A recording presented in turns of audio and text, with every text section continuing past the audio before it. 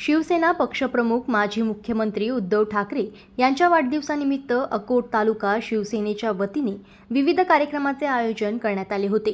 सर्वप्रथम सकाळी अकोटचे आराध्य दैवत श्री नरसिंह महाराज मंदिर येथे उद्धव ठाकरे यांच्या दीर्घायुष्यासाठी व महाराष्ट्र राज्याच्या मुख्यमंत्रीपदी पुन्हा विराजमान होण्यासाठी माजी आमदार संजय गावंडे, उपजिल्हा प्रमुख दिलीप बोचे, महिला आघाडी जिल्हा संघटिका प्राचार्य माया म्हैसने, तालुका प्रमुख ब्रह्मा पांडे व उपस्थित पदाधिकाऱ्यांच्या हस्ते पूजन करून महाआरती करण्यात आली। त्यानंतर अकोट येथील स्मशानभूमीत, नंदीपेठ येथील आरोग्य केंद्रात व पणज येथील स्मशानभूमीत मोठ्या प्रमाणात वृक्षारोपण करण्यात आले।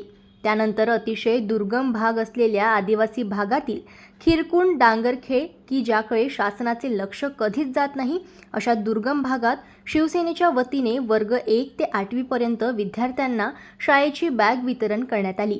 या उपक्रमासाठी सर्व स्तरातून शिवसेनेचे कौतुक केले जात आहे।